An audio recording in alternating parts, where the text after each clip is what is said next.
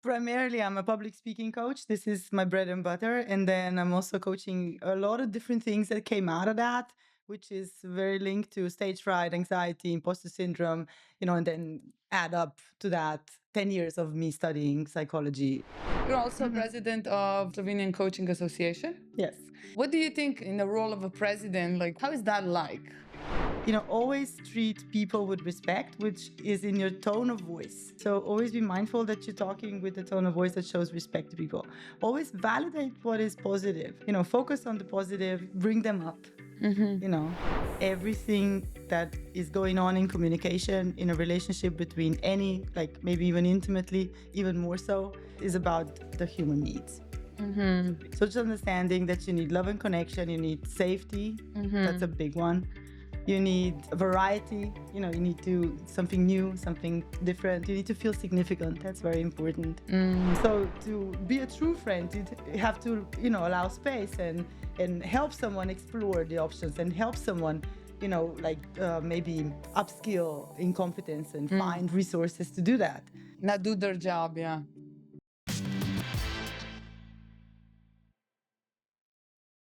Welcome to Level Up Podcast. Today we have a very special guest. We always have very special guests, but today also. Today Meta is with us. Hello, Meta. Hi everybody. Hi, Sabina. How are you today? I'm good, actually. I'm having a really sweet, joyful day. Yeah? Yeah. Oh, I love to hear that. I think it would be great if we just get to know you a little bit. And I'm pretty sure you don't like a question. Can you tell us something about yourself? So I'm going to make it different unless you want that one. Okay. Hit me with a question.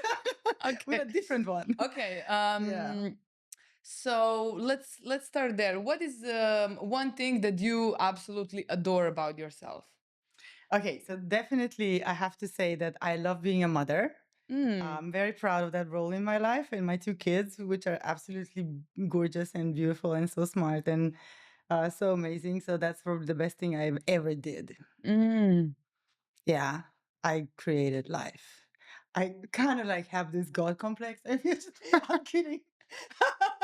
It suits But I the... am a storyteller. If there's something about me that I really like, I identify as a writer, even though I don't think, I wrote 2 books, but I still don't make a lot of money from writing. Okay. Yeah, about me, I guess people want to know, who are they listening to? So Yeah, to build some I guess, credibility. primarily, I'm a public speaking coach. This is my bread and butter. And then I'm also coaching a lot of different things that came out of that, which is very linked to stage fright, anxiety, imposter syndrome, and then add up to that, a lot of 10 years of me studying psychology, in an amateur way. Call myself an amateur doctor of psychology. Amateur doctor of psychology. That's nice. Cute. It's because I'm an cute. amateur doctor. Yeah. I like that because I gave myself a doctorate. Too bad I didn't pick that road as well because I actually did it. Like I know. I'm so jealous. I think Yeah. if you have a topic that you're super interested in, then it makes sense to do it. But you already did your thesis. Well, I don't know. I did a master's degree in marketing.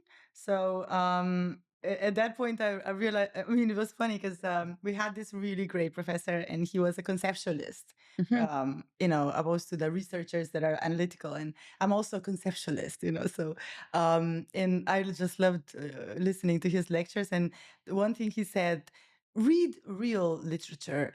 Do not read airport literature.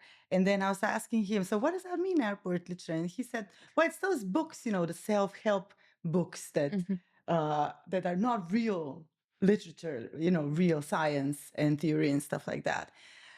And I love those books. And I was like, yes. And then I wrote my first, airport literature book. book. Yeah, I have 2, so far. Congratulations. Yeah. And when I had real stage fright, when I was writing the first airport literature book, and I remember that it was in my head. It was so in my head, like, this is not a real book. It's airport literature. And then I went to the professor and then told him, that is in my mind. I visualized going to him. I didn't really go to him. Okay. But I visualized going to him and saying, you know what? I'm going to write airport literature and I'm going to love it. And this is who I am. So just, Accept me. accept me. Yeah, this is just suck it. I like this story a lot because as we prepared for the podcast, we said, okay, let our topic be persuasion and influence. And right now, we already shared one story how actually one sentence from an authority can make you think in a certain direction, or maybe guide your life, guide where you put the energy. So thank you actually for this intro. It is, just so you know, like authority is one of the 6 or 7 principles of Cialdini. He's like the number one master of persuasion and influence. So authority, I think it's number 3 or 4. Like in that way, if you see a person in uniform outside, like walking outside, then you would be more, let's say, influenced to believe what they're saying. Like it's dangerous here, you have to go away from this area. And if that person is wearing a uniform or even shows you a badge or something fake, like a Volt badge. I'm just kidding. No, it's serious. Like so that people actually get scammed like that. You know what I mean? By pretending to be doctors or policemen or something like that. Because it has a certain influence. Okay, so what we know about you so far, you love to be a mother. You're also a writer, a proud writer of self-help books, and you're also a coach for public speaking. Yeah? Yeah. Okay. Let's stay just a little bit more on the topic of coaching. You're also president of Slovenian Coaching Association. Yes. And what do you think as in the role of a president? Like how is that like? How are you influencing people? Are you building a community? How are you managing this role? Maybe you can just share a little. Yeah, I guess. Well, it was by coincidence that I actually joined the association because one of my mentors was at that point president, which was quite a long time ago. I think about 5 years or somewhat 5 years. And the thing is that I joined and then at first was influenced by the standards and ethical practices and competence frames of being a coach, because at that point I wasn't I was an NLP coach licensed, but I didn't go either ICF or EMCC standard education wise. And so and I have to say for me then what came next was me being accredited. And I'm really proud of this accreditation actually, because I went I got it by a self-taught path. So I had to prove that I have the competencies and references and coaching hours and things like that. So I didn't go to coaching school. Yeah, you don't have this official PhD. Yeah, like people but I think that I gathered, like it took me 3 months to gather all the documentation, because there's a lot of different courses and schools and things that I went to that have particular stuff in the curriculum that you need to understand and know as a coach. And I also have a lot of practice hours. And a lot of good results, so I'm really proud of getting a stamp on that, like in a sense of, okay, so from the authorities, self-made, and then getting a stamp on that you're actually doing a great job. So that's really good. Yeah.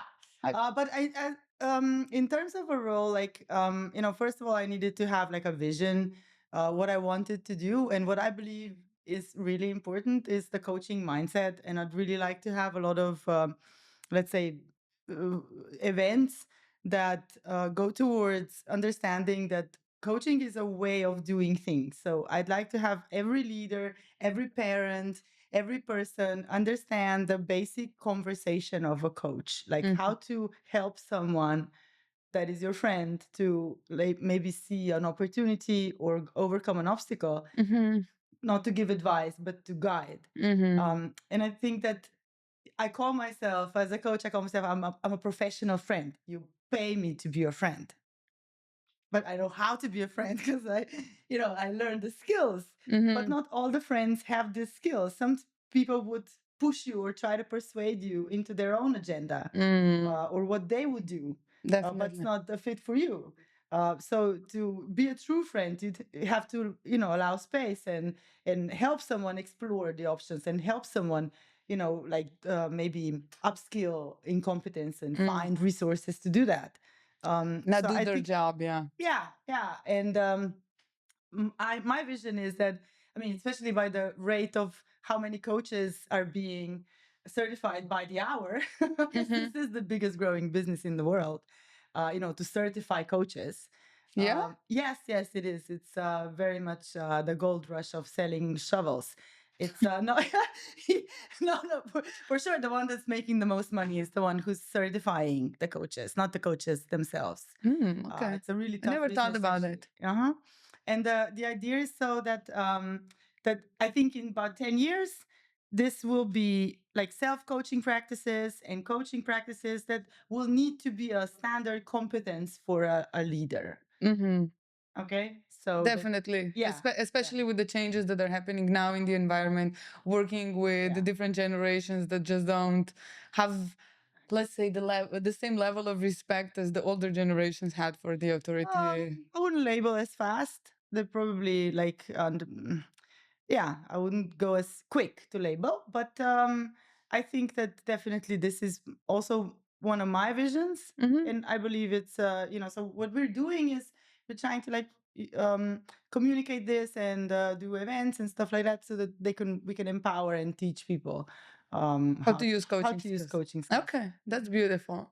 Okay, so you know a lot about coaching. You are interested in the topic of persuasion and influence. So one thing that always comes to people's mind in connection with persuasion and influence is manipulation. So you're manipulating other people. So can we just clarify the terminology so we know what you mean when you say persuasion, when you say manipulation, when you say influence? Can you just clarify those terms? Yeah, manipulation is always connected with malice. So in one way, like influence and persuasion are very different words. So we have like, are you influential? Are you a person of influence? And people usually tend to think of, do you have leverage? Which means that if I push a button, something's going to happen. That means I can make a call and you're going to lose your job or something like that. But that means leverage because I can pull a lever and the world will transform. That's not really influence. Like some people have leverage, and majority of people don't have leverage, but they're still influential. In a sense of, everything influences you. If from starting from when you wake up, you look at through the window and what kind of weather is outside. It influences your mood, and then you see your boss's face, and they influence, the rest of your day. Yeah, but you can also look at your own face, and if just you can fake smile your way into a happy day, actually. So you can influence yourself, your brain, into a certain mood. So everything actually influences. We all influence each other, and being conscious of now, let's say, you have to be conscious that you are a person of influence, that you have influence, and that you don't just like throw it around like nothing.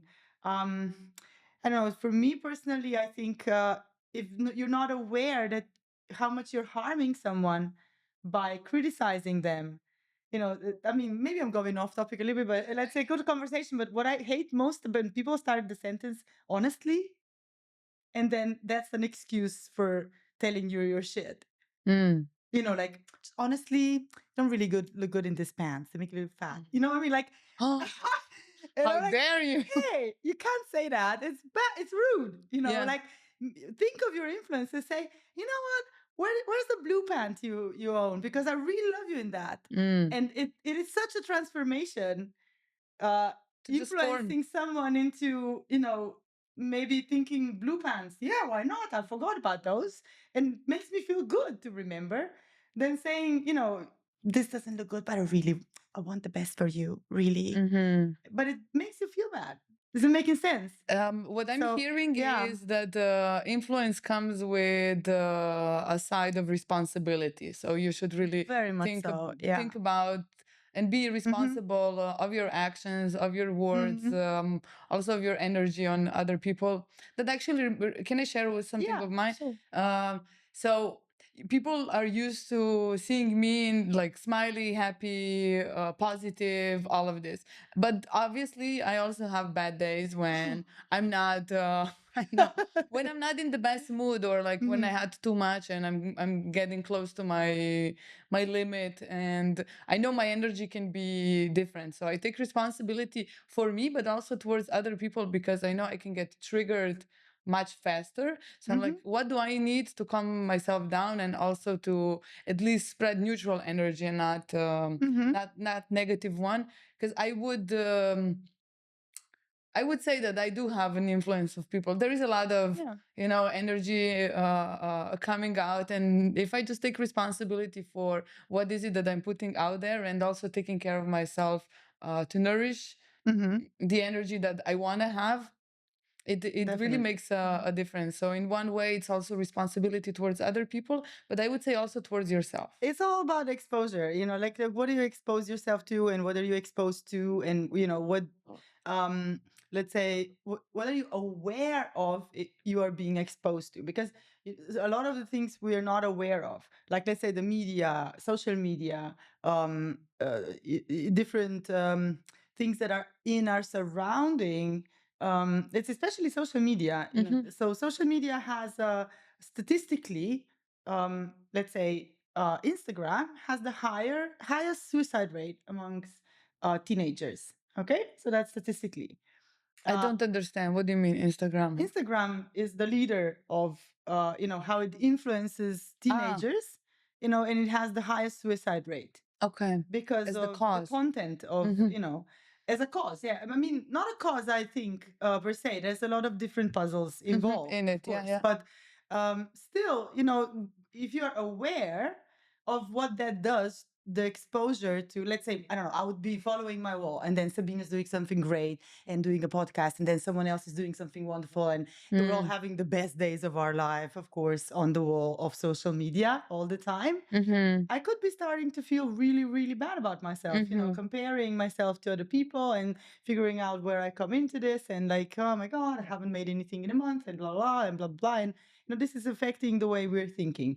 So every time you turn on the TV, like on my workshops, I usually make a joke, like at 7 p.m. every day, you get to be conditioned by wherever you choose, either Choose your the daily influence. news, choose your influence, the daily news, or you go to the church or to the mass, or some, whatever you practice, and you can choose to be influenced, and you're not even aware of how that influences you, because you come in a group of people and you see what they're wearing, and if you stand out too much, if you stand out too little, if you're not if you don't belong enough, you need to belong, especially if you're a teenager. The need to belong is tremendous. And it's really a bad thing for the parents to push at that age, to not have that need, because it needs to be fulfilled, obviously, to some extent, I guess. So you need to be aware of what is influential. Then the persuasion bit is a little bit different to influence. Like, persuasion actually means understanding how thinking process works, understanding how decision making process works, understanding how how to kind of, like, let's say, set up a domino game of influential elements. Right? Okay. So persuasion is like next level. Yeah, definitely. Okay. Definitely. Because Okay. influences are happening, Okay. but I mean, But they can happen consciously or unconsciously. That's the main difference it's that you always said. happening. It's just But it's happening. persuasion is conscious, huh? Yeah, I would think More in this I would think direction. more than, and even in that, I mean, I would say yes. Okay, I'll say yes to that. I don't like to have black and white stuff, but Okay. yeah. But still, I think persuasion and manipulation, there's the difference, that you asked about, the malice element, whether someone is actually, that has an agenda. So let's say, I'm keeping something behind my back, I know why I need something from you. But I'm telling you, so I'm persuading you into some sort of action. Let's say, buy this book, or something like that. But you don't know if I'm getting a commission, or if maybe did I ask you what you like to read, or do you need education on the subject of this book, or blah blah blah. So it can be So it's more like, strategic in the communication. yeah. So when people are being manipulative, they usually hide their agenda, because if they were to reveal it, it would definitely affect what you would be making as a choice. So if you would know my agenda, you would be making a different choice. I see. And I know that.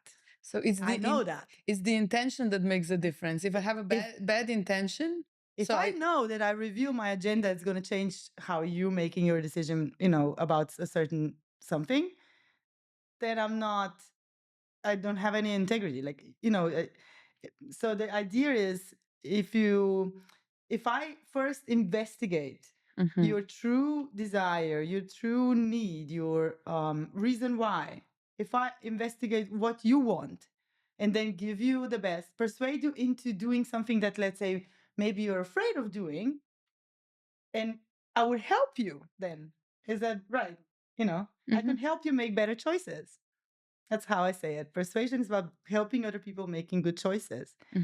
But then you have to know what they really want without me having any sort of judgment or label upon that. So maybe it's something that I would never want for myself, but you can have it.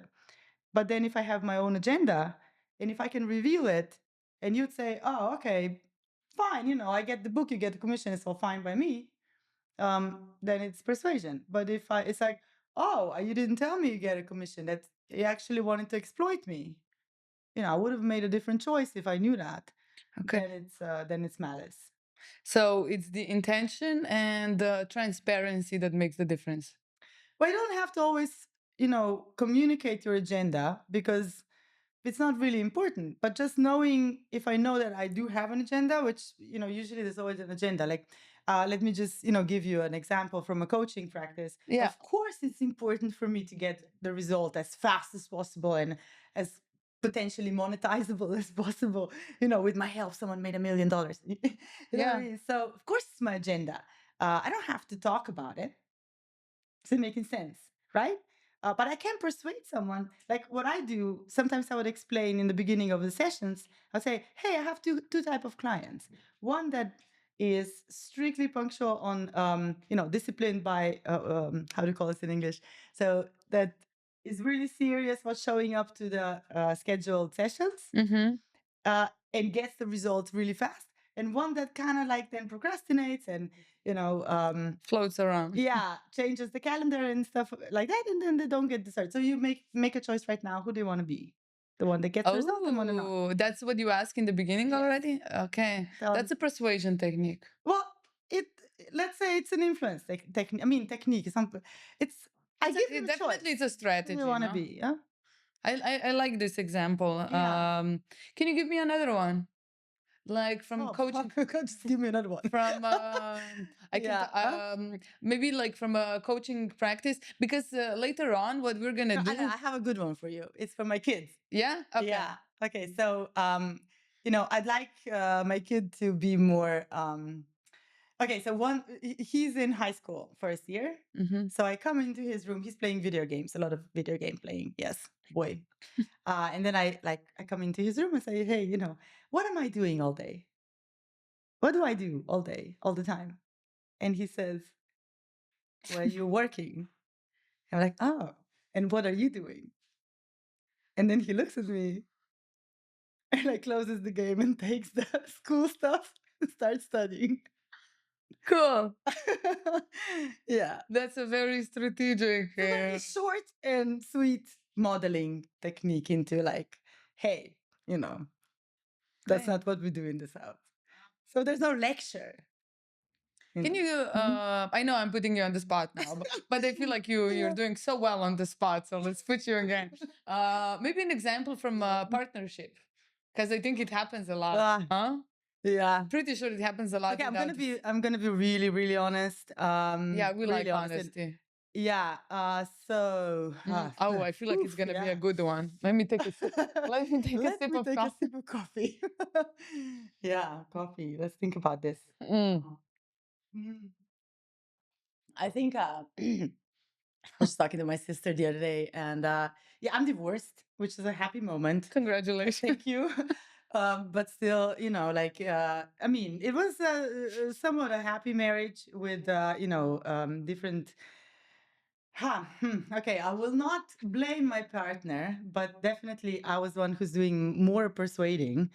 Uh, but due to fear, like of not having control, or like, you know what I mean? Like you need, sometimes it's all about like, we do things my way. And I think in partnership, sometimes the willingness to kind of let go and really leave space for the other person to not be influenced by anything, and just, to really pull yourself back is also an art form. So the more you're aware of what influences and how and when, and the more you are willing to just, let's say, not say nothing. I mean, not say anything, and just listen, and be aware of like whatever you're gonna do. It's going to affect someone in some way. In nonverbal communication, if like someone said, I'm going to a concert. Really? Yeah. And Yeah, you and can you you tell. I you don't. said it Yeah. everything. Yeah. So you should kind of maybe just not include yourself in. Um, it's a difficult thing to actually pull off, I So think. what you're saying, what I heard right now, please correct me I'm if I'm wrong, learning myself. I'm to stay teaching myself to stay out of my partner's business. like And silence can also be persuasion. I mean, yeah, just and perhaps be more observant of his traits, and try to use some of them to model me back. I have a good one for you. Yeah. So, you know this moment when a partner asks his partner, um, "Is everything okay?" And she's like, "Yeah, it's fine."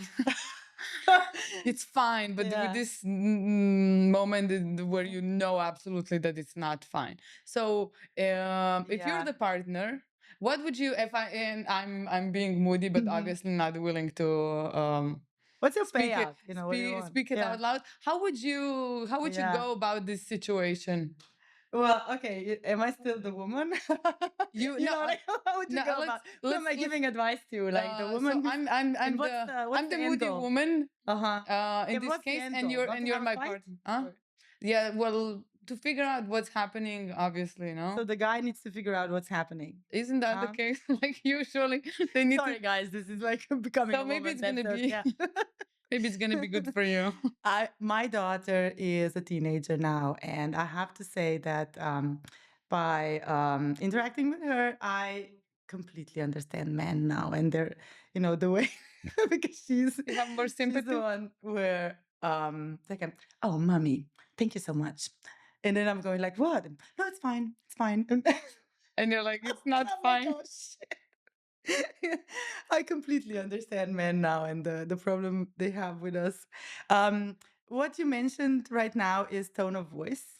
I mean, the way that um, tone of voice shows emotion, Mm-hmm. and we can read emotion. We actually read emotion from the tone of voice and facial Facial. expression. Sometimes even maybe posture, like a position of the arms, something like that, but doesn't have to be. So the tone of voice actually says a lot, and you know that something's wrong. Yeah. Okay.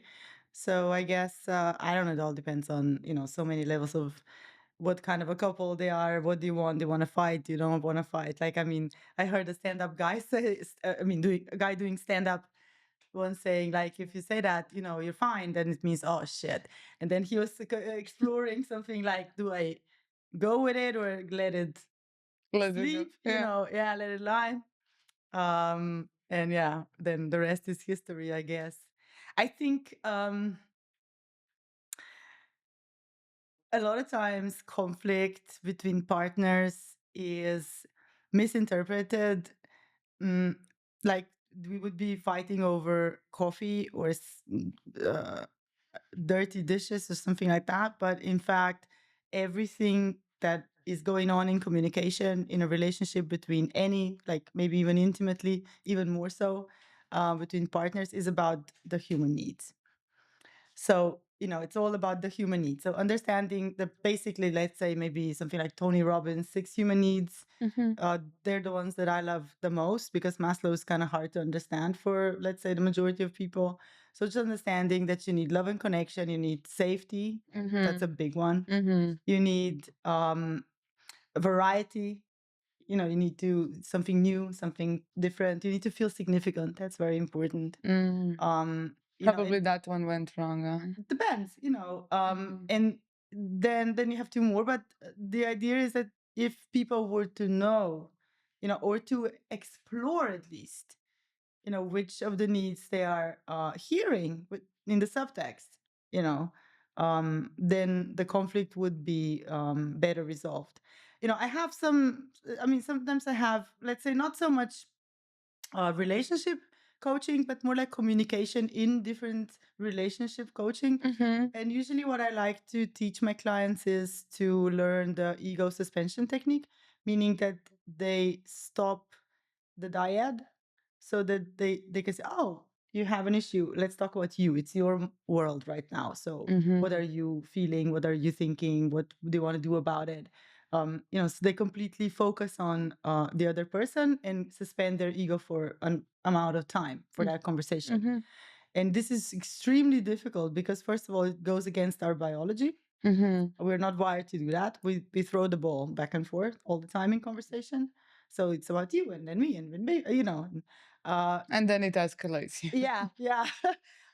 So the first thing that's really great is to make a decision on the spot. Who's this conversation about? It's about you. Okay, then fine. Let's talk about you, just you.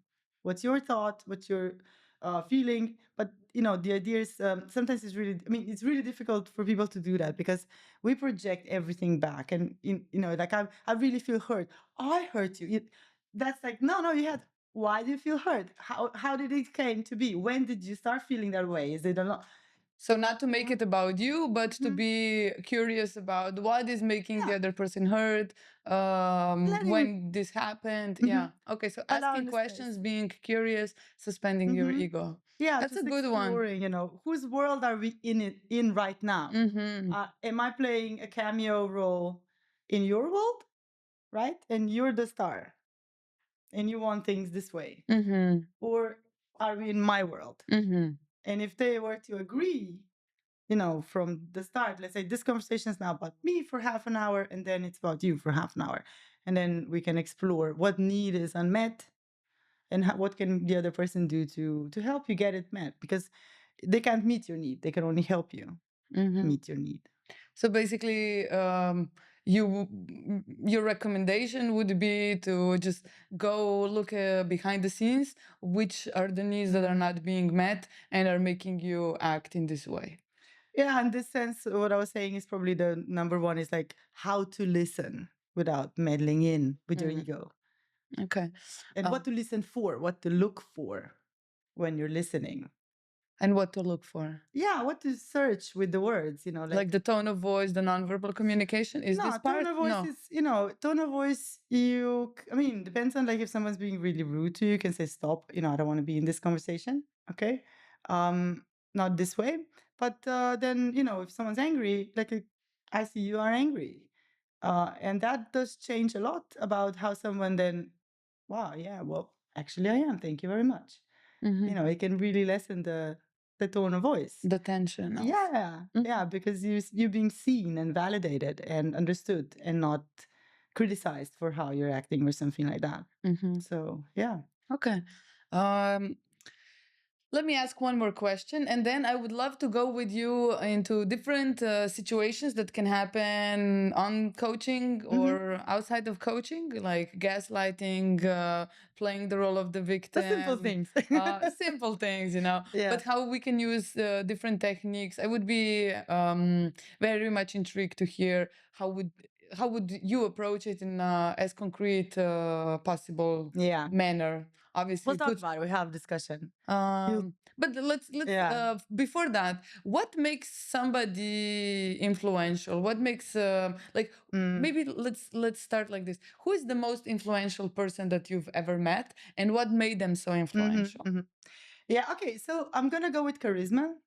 So the idea is that if you think you have influence, you're wrong. If you think you're charismatic, you're wrong. You're just sparking something up in other people. Like the way you're acting, the way that you behave, the way that you approach, in relationships with people, communication it has elements that sparks up their, sense of who they are. So they feel better about themselves. They feel more capable. They feel better about themselves and their situation, their life situation. And when you're surrounded by that energy, you were mentioning before, have great energy, that you have great energy. And that you're noticing how that influences other people, and then adding to that, maybe you see good qualities in people and you like to compliment them and, being positive about them. Wow, you're so great. You're a great dancer. You're great this. And then people get pulled into that, like, wow, I really love being around this person because it lifts up my mood. Right? So if you are aware of how you affect other people, and if you're affecting them in that way that they feel more potential about themselves and that they can achieve higher, bigger, greater, make better choices, as you mentioned. then you start to develop your charisma, right? But it's about the sparks in others.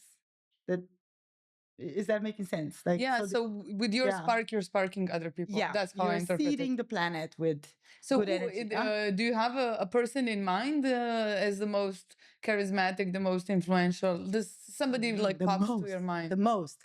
Why do we like those? I don't know. Someone has to be the most. Meaning someone has to be the least.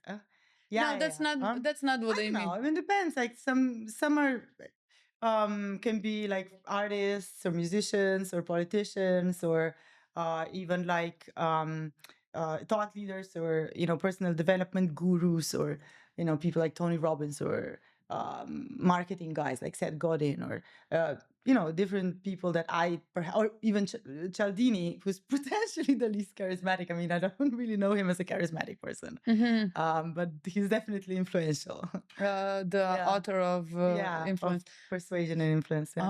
Yeah. From him you mentioned authority already.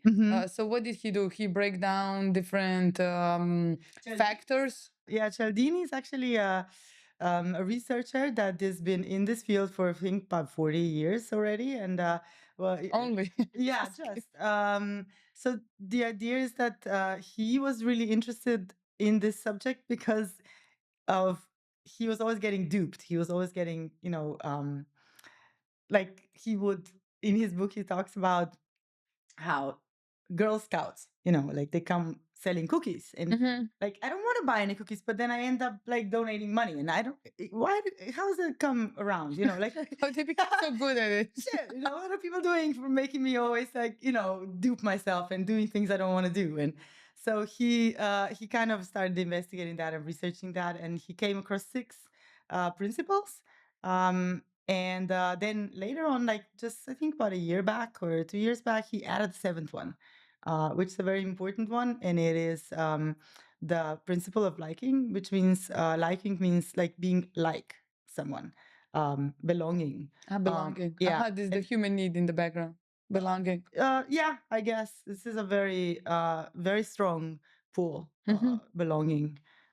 Actually, probably one of the biggest persuasion elements. I mean, in terms of persuasion, there's one thing that we need to know. Like unmet needs are the best and the most potent drivers for powerful and skillful manipulators to actually push your button. So wait. Let me absorb that one. So when the needs are met and when the needs are not met, those are like the biggest triggers. When the needs are met, you're not going to make any changes. You're not going to be making any big decisions. You're not going to be looking for information or being affected by information because there's nothing you need to change, right? Yeah, you're in this comfortable space. You're in a comfortable space and you're fine about it. So not, you don't need anything, right? Yeah. But when your need is unmet, and especially if it is chronically unmet, and when you're hungry for it, right? And you're even influenced by how many others have it, then I would use the term you'd kill for it, right? So you'd go against your values, you'd go against your integrity, you'd do things you otherwise would not. I mean, normally you would say like if someone's hungry and don't have money, of course they'll steal food or ask for food. But then let's say it's normal. We understand it more because we would be the same, if it came to that.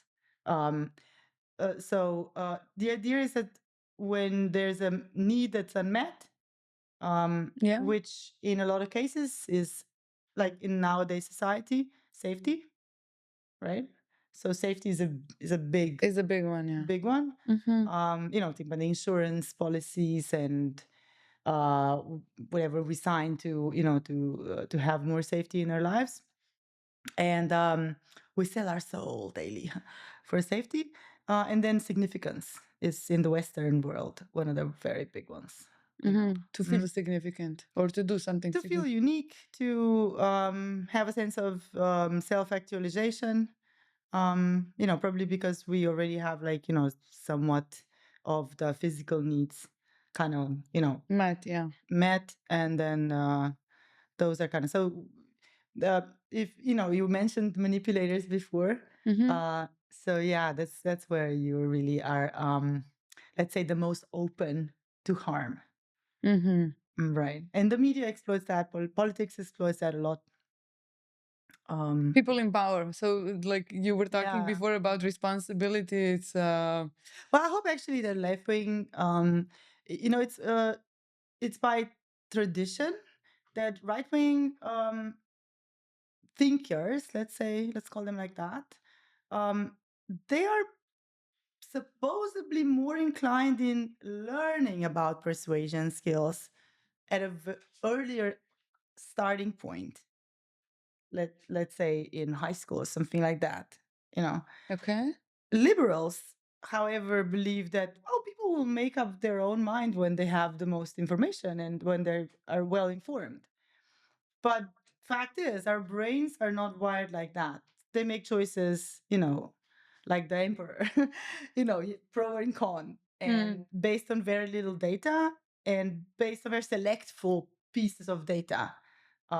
So we kind of have this specific attribution style, and we pull, you know, specific pieces of information.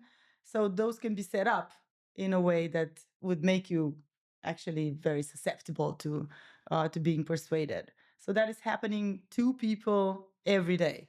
But liberals and left wing thinkers tend to kind of not want to use the techniques, even though they are the same when it comes to, you know, like I mentioned before, being influential and persuasive or manipulative. So I think that's why they're kind of losing the game a little bit. I mean, I would say, because they don't want to kind of persuade people with the tricks, let's say, né? But yeah, I don't think it's a fair game that way, because then, you know, one party is playing with both hands and the other with one behind their back. So I see. yeah. Okay, so if you're trying to be influential and persuasive, please do it with high level of responsibility. Yes, this is very definitely much. something that I would like to highlight from our conversation. Yeah. Actually, I would like to mention, because I do have 3 rules. That I also teach. It's about validation, respect, and the third one is I forgot about it. Motivation. So validation, respect, and motivation. So, you know, always treat people with respect, which is in your tone of voice. So always be mindful that you're talking with a tone of voice that shows respect to people. Always validate what is positive. You know, focus on the positive, bring them up, you know, and then also motivate, you know, let's say, try to strive for improvement, not criticize and judge and label and speak, let's say, how to call it, in an invalidating sense, or treat people in an invalidating sense, or disrespectfully. So I think that no one on this planet has the right to, you know, to speak badly about anyone else, like Put somebody down. to put somebody down. Yeah. I second that. Yeah. I second that. It just makes sense. No.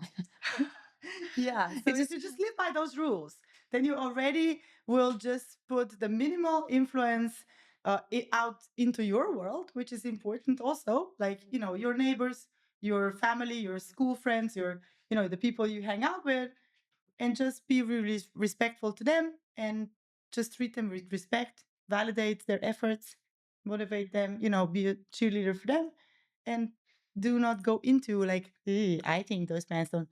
Yeah, so Yeah. very Just, simple. With your words and your tone of voice and your Yeah. intentions, you can make a world a better place. oh, if Also everybody for did you. that. Yeah, that would be Yeah. lovely, no? So Yeah. hopefully that's the takeaway that you guys have from the podcast, and influence is a good thing with the good intentions and the level of transparency and responsibility. Yes. Thanks for It's great. Yeah. thanks for bringing us in this direction, and hopefully some of you changed your mind about persuasion and you have now a more positive beliefs about it. But if you didn't, that's also okay. Yeah. Right? It's you still have time to make the right choice. That sounded very politician. You know what to do, just do the right choice. Yeah. You know that actually now you reminded me of my mom and her. She didn't even say anything. What a projection. It's, no, not what you said. It's when she would do. I'm like, uh-oh. Uh-oh. Oh, her mother goes, and she goes, uh-oh. And you know what is the funny thing? Because she would do that and she wouldn't say what's up or what You had to figure it out. you had to figure it out that Okay. something is off. And Yeah. it's so interesting because now sometimes people just do this. What was it? Give me an example. Probably not doing something in the way that she expected, and then maybe she didn't want to go into a discussion about it. She would just Oh, okay. It was enough. It was enough. So I don't know. Yeah. Now you just reminded me of that. Anyway, I want to go into the last part of our podcast. I know it's going by so fast. Scary. When we're I having know you fun. sent me the files. The files. So, guys, I want to do. I'm not sure how it's gonna turn out, but I want to do anyway. Different situations Yeah. where people do different things, and then which strategies you would use to persuade them to do good choices. Persuade them. But I want to keep it in a coaching context. Yeah, because I feel like maybe not everybody is a coach, but as you heard Meta before, this is definitely a skill that everyone could benefit from. So coaching in general, I'm a big fan of that. I think coaching is just a method of problem solving and just really makes sense for life to have this skill set in your repertoire. So the first situation is, I think it's really interesting one when people are gaslighting themselves. Okay, so when maybe how do you did you ever have a situation of somebody gaslighting themselves? Well, I had a situation of someone gaslighting me. So, yeah, I don't really know what do you mean by when you say you're gaslighting yourself? So you try to convince yourself that, so you're in a coaching setting, you came there for a reason. I came there for a reason, and now I'm here explaining to you. So let's do like I'm the client and you're the coach. And here I am explaining to you that it's fine, that actually everything is okay, that the problem that I brought before, it's really not it's not that big, that maybe we should just focus on something else. So I feel like that would be me gaslighting myself. You were telling me that there's a real big problem and that you really would need to solve it and that your life depends on it. And then the next coaching session, you change in the narrative. You say, no, actually, it's fine. I like it this way. I changed my mind. Let me be more concrete. For example, I come to you like, I'm not really sure which direction to go in my life with my career and is it a good choice or not a good choice? And then you gave me a task, maybe like an action plan. Session is like, I love it. This is a great. Actually, it's not that bad. And then second is like a bad thing. So you keep changing your mind, basically.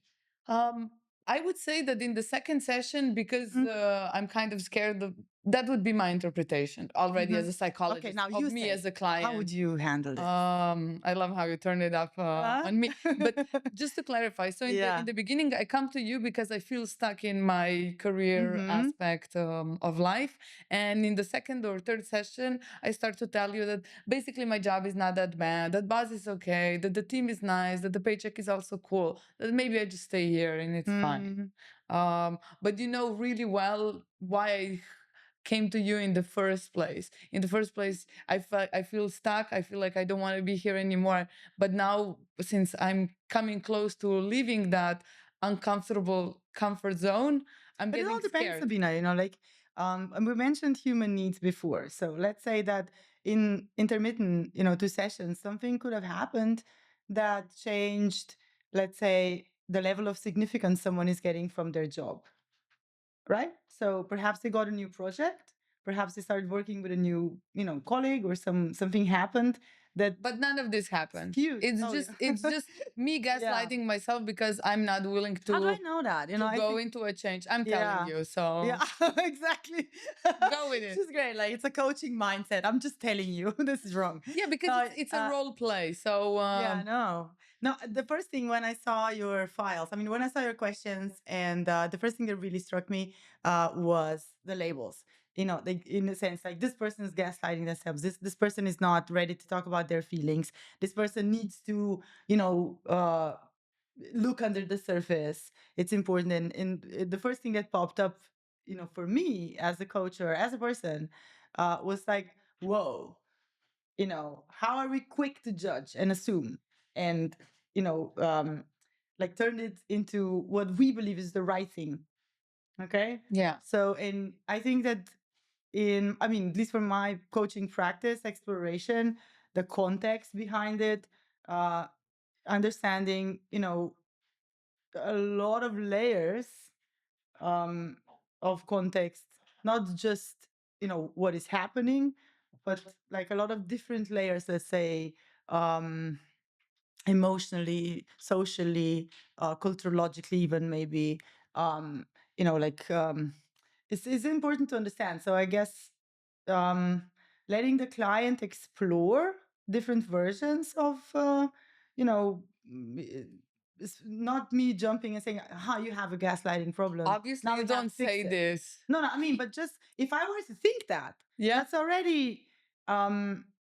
perhaps a limitation on my part, because now I have an agenda.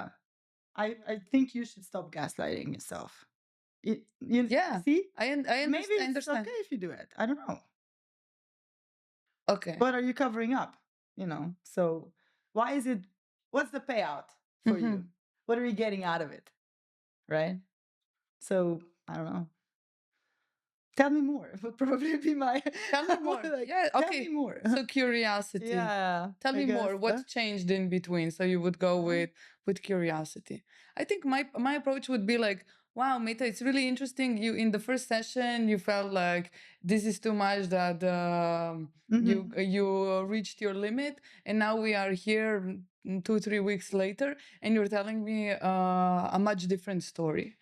I would use this strategy just like to Yeah. okay, so mirror somehow, okay, this is the situation then, this is the situation now. Did you notice how the stories change all the time? Like, you can have a great day and you're so happy with your job, and you're totally in love with your partner, and you love where you live, and you have the best car, and it's sunny outside, and you're just so happy with your life, and you're like looking back and thinking, oh, all the dots have just clicked, connected, and everything's just perfect. And then 3 weeks from then, like, you're having the shittiest day, you hate your life, you wish you've never, I don't know, studied something, or you completely see a different picture. So I like to believe that, storytelling can change and is affected by a lot of things and influenced by a lot of moods. So, like I said before, understanding what changed in the levels of, what, first of all, exploring what does that person expect from the job, so, or from career. Like, is it the lack of feeling significant, the lack of feeling unique, the lack of security, safety, the lack of predictability, maybe, the lack of variety. It's been going on for 20 years, you're bored with it. So what is actually the need that you are meeting through this activity, and why was it met 2 weeks ago and it's not met now? Okay. Right? And then you figure it out, how, what are the sources, or let's say, uh, what is the variety of options that you have to get that need met. I think sometimes broadening the horizon is also one of the ways A to go good about strategy. it. Yeah. Cool. Okay. So what I heard from this, we exchanged two strategies, but it was mostly about just keeping that curiosity and open-minded approach about stories can change, and don't just assume that somebody is gaslighting. Yeah. Don't be too quick to assume you know the answer, or it's complex. It's always complex, but I did think about like different situations that happened actually to me already within the coaching setting. And I always feel like I have options of either I leave the person to go down this path, but my approach is more directional. I'm like, yeah, I feel like you are blocking yourself from this and this. How do you feel about this? Sometimes I would go with this approach, but Yeah. sometimes I would just go in with a hug because the person is already going through so much, and maybe in this moment they're not willing to take that extra step. Because at the end of the day, coaching, at least for me, it's a problem solving methodology. So if I'm avoiding of what's the essence of the problem, I'm not gonna solve it. And I'm not the coach that is like, okay, let's just sit here and you You're can not tell me solving whatever. anything. I'm not solving. And Yeah. then maybe it's my payoff, like of Yeah. this Problem feeling solver. feeling like I'm producing value for the person, even though I'm uncomfortable in the process. Yeah, to me, I think it's very important to not have any role in the sense of solving anything for anyone. So in that sense, is my um, I mean, you want to be quick. What I heard from that is like you want to be, oh, okay, we have this, we've already set a course. So this is a starting point. Here are a couple obstacles, and we get to the end goal, which is very clear because you came to me and said, I want to change careers. Sure, fine.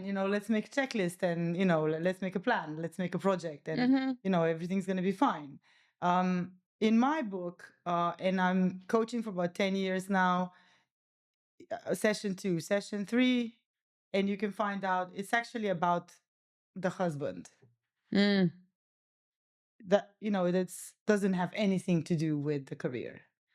Like I had clients who It came, happens definitely. let's say, burnt out, unmotivated to perhaps pursue an academic career or something like that, or hated their job, hated their life, hated themselves, and you ask questions, and I think at some point I remember that moment so clearly when it came to me, and I had this connection with I think intuition, or so, when you hear a question, when you just know. And at that point, I remember one client specifically that I have in the context of a narrative right now as we're saying this.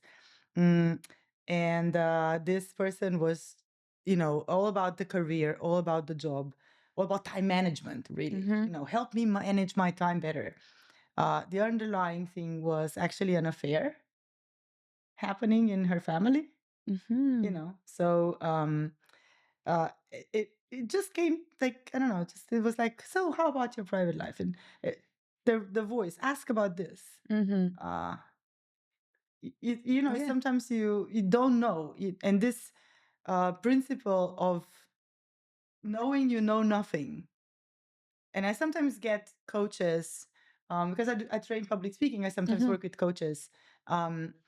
And I'm most amazed when they say the know nothing state is, I have to forget I have a PhD. I have to forget I know all these things about experience and stuff like that. And how do I now start coaching when I have to forget all this? And I'm like, no, don't forget your skill set.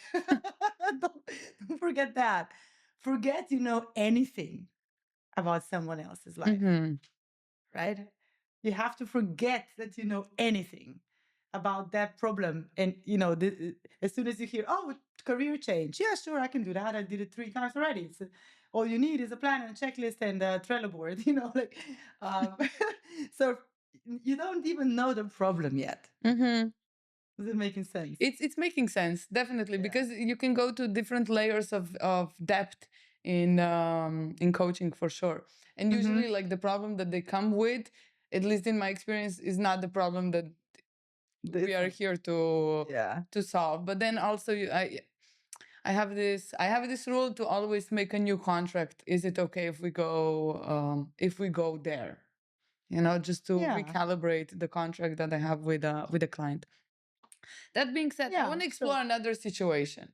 I know you said not to assume, but I'm still gonna do it. No, it's Yeah. sometimes there is somebody, for example, who you can recognize the pattern of victim mentality, like by the words, by the tone. That doesn't mean they're victims, obviously. It's just. Did you mean the generalizations? And I mean, no one loves me. Yeah, like the evergreen classics. No,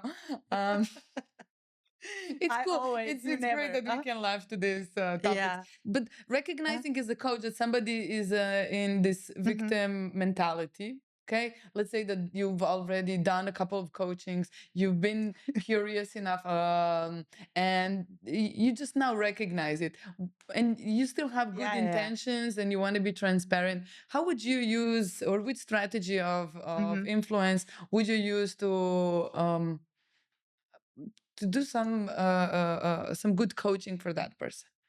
I like to use a lot of like lexical and linguistical approaches, which is, I think in language, I mean, I don't just think that, it's a fact. Actually, um, the language we use shapes our lives, right? So I like to have them look at the sentence. If I hear, let's say, why is this always happening to me? And then you'd write it down. And first of all, why bad things always happening all the time, or things like that, And then you underline, like always, bad things. What specifically? And when? And then good things. Have they happened already? And so you kind of like first explore the language and have them reshape, this into a more specific thing that they want to talk about. So specifically, this and that happened, which I feel how about? In what way is this affecting me right now? Okay. So from general to specific. Very specific. And then from that point on, you can explore. And also, like as a coach, it gives you an opportunity to, the magnifying lens, to use the magnifying lens to, how to say, focus the energy into like the positive, like, okay, let's talk about what went well and when first. Okay. So positive reframe. Yeah. And it always, okay, specifically how many times, can you give let's say, okay, not always, but majority of time. Okay, is that like a, 1 out of 10? What is it? Like a 7?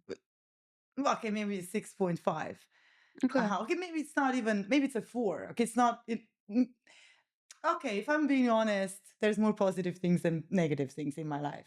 Okay. You know what I mean? So it can change rapidly, like I mentioned before with the storytelling. So I like to kind of write it on the board. I have a big board in my office, and I like to write it on the board. Okay. And then we look at each word, especially when there's a lot of generalizations and deletion and distortion, things like that apply to language. So if I understand correctly, just to sum up, you would hear a sentence that is probably a certain belief that they have. You would invite them to write it down, underline important words, and then go into more specifics, to go from general to more specific. And then you would also do positive reframe and also search for the proofs to prove the opposite and to balance it out. Well, it depends. Like, I would usually write it. You would write it, Yeah, okay? I'd usually write it as a mirror, like, okay, so what's this about? So is everything correct here? Or would you want to change something? Is this always? Like, that means there's no exception. Okay. Nothing ever went well. Oh, well, just to soften up the rigid language or beliefs. Yeah. It's when we talked about influence before, and actually if we were to record everything you say out loud, and even more so like the 80% of your inner dialogue, if that was possible to be recorded, and you could analyze that, and you could actually like Myers-Briggs someone, like you can tell their personality. You can tell, what their behavior is going to be like, what their identity is like. And if you want to change something about, which of course, people go to coaching sessions to transform something that is maybe a block into a potential, right? So that means that you want to transform something. And the transformation happens with the language you're using. Is that making sense? It's making sense because it's the inner talk, that it's the way how we talk to ourselves. It's a story. So if we change the words in the story and the story itself, then you have feeling completely different emotions and having different behaviors. Yeah. I mean, it's the normal standard self-regulatory frame, so thinking changes, feeling changes, behavior. So yeah, the cognitive triangle. Okay. I know you said not to label, but what can I gonna do it? I'm gonna describe a scenario, and if you consider it as a label, I'm okay with that. So when a person has a problem setting boundaries, saying no, taking their needs into account before they take other people's needs, so I call it people pleasing. That's a good label. Yeah. I mean, I think sometimes labels just help me get clarity on the directions where we should go. I'm also a fan of sharing the knowledge with the client to empower them in this way, because the more you understand what is happening, the easier it is to know, okay, I need to grab the bull by its horn here. It's like a common denominator, something that you can put in a box and say, what would you do for that person? Like, did you mean like I'm fine, I don't want to communicate my feelings? Is that the example? It's the for example, the person who would always say yes, who basically probably needs a permission from the authority to say no, to set their own boundaries. How would you positively influence that person? Is there anything that you would like to share? Definitely. Modeling. Okay, as a strategy. For Can sure. you share more? I think, in my experience, in my coaching practice, a lot of times people actually do not know how. They don't know the steps. The lack of knowledge how to do it. Yeah. Okay. They do it, or when they do it in such a awkward way that the awkwardness of the way they are doing it, triggers the response in the other person. Right? Let's say, I don't know, I wanted to say no to you inviting me over to dinner, but I didn't respond to your message. Or something like that. I said, I have a very important meeting with someone very important, and you read into it like, oh, and what am I?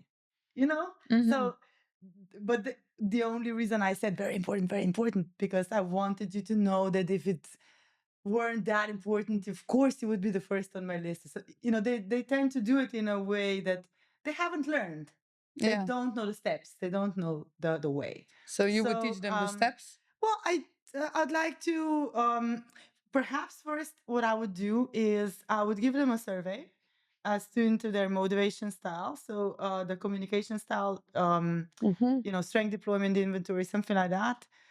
So that I figure out, so that I have a better understanding. Even if I don't give them a survey, I would then perhaps show them 3 ways of communicating. How to do it. Yeah. So like, okay, you could do it this way, that way, and that way. Which do you prefer? Which do you do normally? Which they think is a good one? And then out of that, they sometimes make their own version. Right? And then we also like practice sometimes. Delivery, nonverbal delivery, what needs to be included? Eye contact, probing question. Hey, do you mind if we talk about something? Getting an agreement. Yes, it's fine. Do you have time? 5 minutes. Yes, I do. Okay, great. I wanted to talk to you about something that I don't want to do.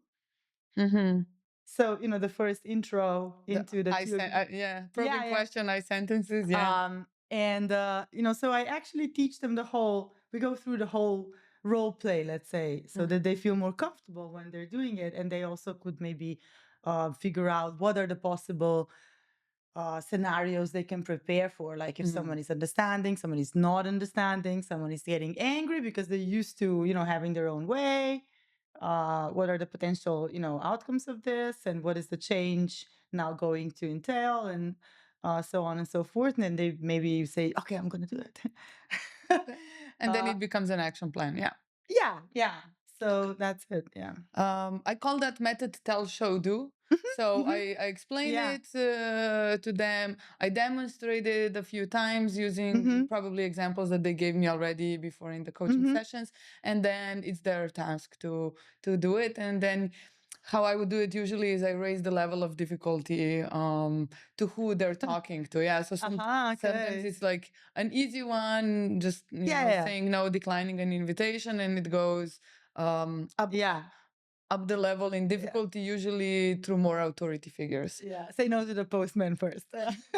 Yeah, like or like to the milkman, or to and then often the action plan would be like try to say no or set your boundary one time per day, and it's already like super challenging to even recognize when this situation could be. Well, I have a good strategy actually that I talk about in my book, which is how to say no in a yes way. And I really love this because it's my favorite way to say no, which is like, "Oh, yes, I would definitely love to go to dinner to you, but I can't on Friday because I already have some plans we're so super excited about. But I hope you're gonna have a great Friday night." And I love it. Okay. No, I mean, it validates you, gives gratitude for the invite. It kind of levels up my own plans in my life. And then, kind of sets a rain check or something like that. Especially, it works majority of time. People use it at work to say no to their boss, which is, hard to do because you can't say no to your boss. The boss comes in and says, "I want this." And you're going, "Yes. I would love to do I would love to do that. So can we let's take a look at the priorities. We could do this next Friday." And and they're like, "Oh," I would usually say, "No, I can't do this today. I have so many things." You know what I mean? So there's a really cool way of setting your boundaries in a very positive way. Okay. I think this is like a perfect point to finish our conversation. Thank you, everyone, for listening. Thanks, Meta, for giving insightful answers with a lot of positive energy and charisma. And I hope this conversation sparks some of you to maybe pick up your book or read more about the factors of influence, and just think about influence and persuasion in a different way, much more strategic, consciously choosing who I want to be influenced from and how I influence other people with responsibility. Definitely. Thank you so much. Thank you for having me. Of course, my pleasure.